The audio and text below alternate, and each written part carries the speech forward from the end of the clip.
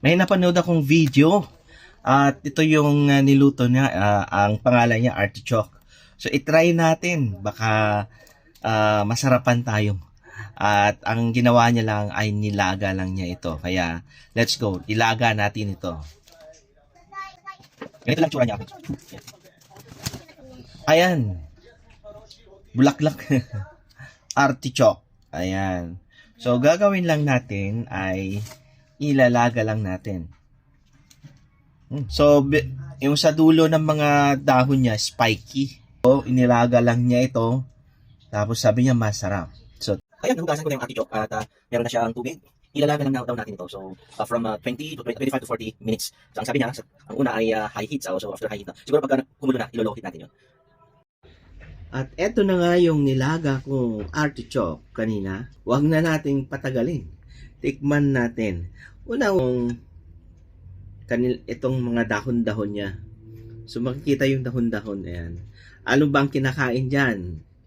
Ito ang kinakain. Titikman natin. Ayan. Alam mo yung lasa? Lasang asparagus. Parang lasang mani. Pa ang benepisyo nito, una ay pinoproteksyonan niya yung liver. Pinapababa ang iyong ang tawag nito, blood pressure. Taas ng fiber nito. Yan nito. Parang sa mga natutulong pa nito ay yung digestive system mo, tutulungan niyang labas ng dumi. No? Makakatulong din to para hindi ka magkasakit. Sarap pala. Isa sa mga benefits nito ay anti-cancer. Tignan natin yung kaloob-looban niya. Sarap mag-explore. Ganyan siya pagka kinakain. Ito lang kakainin mo. Yung portion na to. The white one. Yan. Hindi pwedeng kainin to. Matigas. Oh, parang ano to.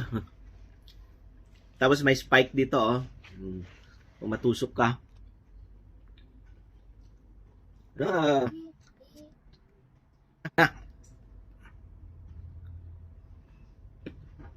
So, tatanggalin natin to. Tatay, look, I get two puppets. I have two puppets, Tatay. You see? You see? This one is the small and then the big. I have too much.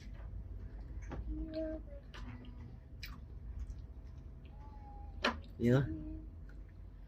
Ito parang ano na niya, balahibo, hindi to kakainin.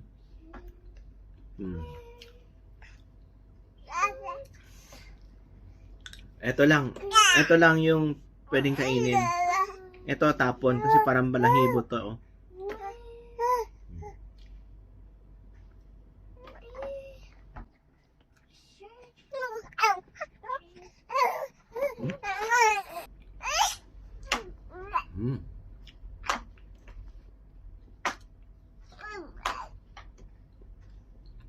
So, yun lang mga kaibigan. Ito, tatapon na.